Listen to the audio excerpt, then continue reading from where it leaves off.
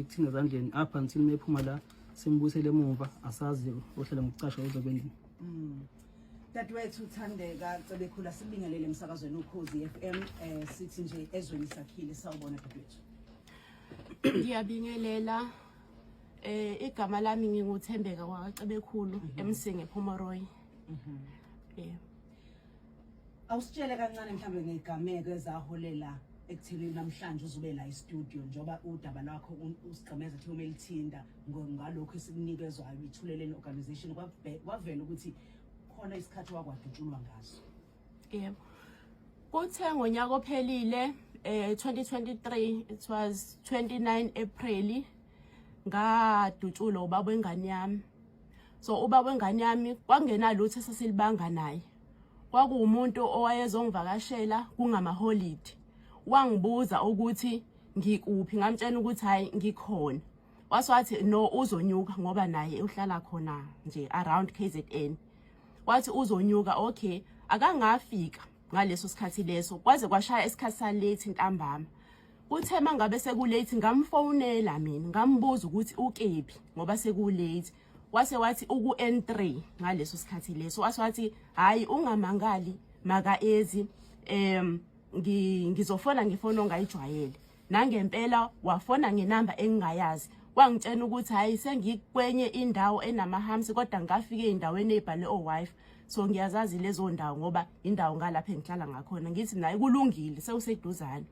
Kuthe kanjalo waphinda futhi wafona ngale namba engingayijwayele wafona esethi hayi maka ezi ngicela uzongisiza sengene ngomgwaqo lo onama potholes so ngicela ukuthi uze uzongisiza sengiqhunyelwe ngamathayi ngicela ukuthi uphathe amafoni ngoba kule ndawo engihamba kiyo kumnyama. Hayi ngimbuza ukuthi ubusuhambelani ngaleyo ndlela ngoba uyayazi ukuthi nama potholes futhi uyayazi umgwaqo esijwayele ukuhamba ngawo. So ngasukuma lapho ke sisumroza ngathatha imoto yami ngayohlangabeza ubaba wengane yami osenenkinga.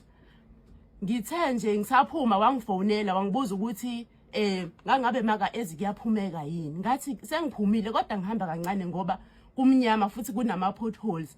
Isikhathi futhi sincane uyafona so ngangisayibamba ngoba ngaleso sikhathi ngangidriver kusebusuku.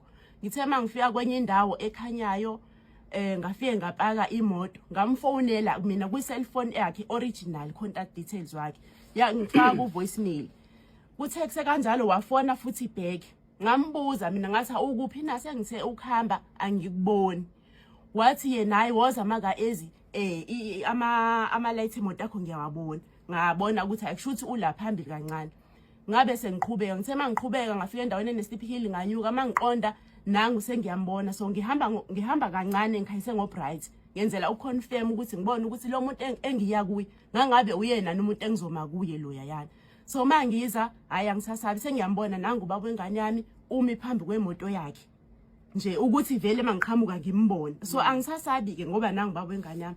So lapho emasidini akhe ayeme khona kunotshani ngapha esidini lami kunotshani ngapha esidini lakhe. So ngithe mangifika lapho ngamisa imoto ngehlisa iwindi ngase ngimbingelela ngathi unjani wathi hayi ngiyaphila wasethi hayi maka ezi amathayi emoto aqhumile angale wabakhomba kuleli side leli notshani okudingeka ukuthi mina bangabe ngifuna ukuthi ngehle ngobone lamathayi kumele ukuthi ngidilike ngishone ngale esikhotheni. Wasethi ke hayi ngicela wehle emotweni ungikhiphele ujeke. So ngabe sengehla emotweni ngithe ngisehla emotweni ngingakafika ebhuthini ukuthi ngivule emva ngikhipha ujeke. Ngangizwa uphashahwasha la esikhotheni ngangikhala ngathi baba kaEzi ngabuyela emva back yena ngangidutshula lapho ngawela phansi badubula ke badubula ngawela phansi lapho ngathula. So ngoNkulunkulu ngabona yonke into ngoba ngangiwile yesiphansi ngababona bengena emotweni yakhe bese bengena emotweni yakhe bajika babuyele emuva. Ngalala lapho sisumroza ngalala ngaphaphama ukhala amaxoxo ebusuku sengiyagodola ngalowo mzuzu ngazama ngagaqa ngabuyela emotweni yami ngoba umqondo wawukhona ngabuyela emotweni ngazama ukuthi ngithole ifoni ngifonele abasemsebenzini ukuthi senginenkinga ngala mangifika emotweni ifoni ayikho ngathi ngiyazama ngibheka isikhiye semoto asikho ngagaqa lapho ngoba amandla esengiphelelile ngase ngibhide kakhulu futhi kwakubanda kwakuse winter. Ngagaqa ngahlangana nemoto mangihamba ngala eceleni umuntu ohayikhayo ngaphakamisa umunwe imoto yadlula yayiyale phambili mina sengizama ukubuyela endlini back yadlula imoto kuthe isikhashanyana futhi imoto yabuya ngaphinda futhi ngaphakamisa umunwe yami imoto mayima kwakuna usisa bawu2 kanti labo sisi lakhi bayangazi bangibuza ukuthi awusebenzi yini lapha yana ewater ngathi ngisebenza khona so bafonela umphathi wami ukuthi sithola ukholigi wakho kanje bangibuza ukuthi bengiye kuphi ngabatshela lakhi nabo ngoba bayasho ukuthi sasinefiye yokuthi ungacisha noma kunini and sizoba senkingeni ukuthi size sikuthole thina bekwenzeka kanjani so bangirecorda bangibuza ukuthi imoto beyithini bangibuza nenamba zasekhaya ukuthi bengafonela abantu labo sisi ibona abasave impilo yami ngoba bangithatha bangiphuthumisa esibhedlela. Mhlambe nje kuselapho besathi asikunikeze nje ithuba lokuthi ukwazi ukusilandisa kahle silalele njengoba usho kanjalo uthi ekuqaleni uthe ubaba wengane yakho wakudubula unesiqiniseko sokuthi uyena wayephethe isibhamu edubula wena noma ushiswa isimo owabona indlela okwenzeka ngayo ukuthi uyingxenye yabakudubulile? Yes sisumroza ngishiswa isimo esenzeka ngayo ngoba uyena oyimbangela yokuthi ngidutshule wangikhipha endlini kanti uzongikhiphela ukuthi uhamba nabantu ngoba yena akazange aze angidubule ngesibhamu noma mhlambi angidubule mhlawumbe angidubula sengilele phansi ngoba bathi mabe ngidubula laba babephuma la esikhotheni ngahlehlela kuyena mina ngathi baba kaEzi kodwa kahle umuntu oyenembangela oyinhloso yokuthi ngidubuleke kwakuyena ngoba uyena umuntu wangikhipha endlini izosiza yena la kanti yena uhamba nabantu. Because your fam 27 minutes after 7 ishumina nesikhombisa imishuzo emendora lesikhombisa ezweni sakhile sibeke izinto ezenzakala uTete wethu ke uThembeka Tsolokhulu yena ke sikhuluma ngayo. Sisebeka mhlawumbe kule nto ibuzwa uMroza ngicela nje ukwengeza kancane and uneshow ukuthi wambona inyakho waze waslowa down wabona uze umuntu omaziyo nenumber plate nemoto uyena and futhi bagibele emotweni yakhe. Yebo. Nakho ke sizwa ukhuluma ukuthi waboshwa wakwenze kanjani wahamba uvula icala waboshwa kwasukuthiwa?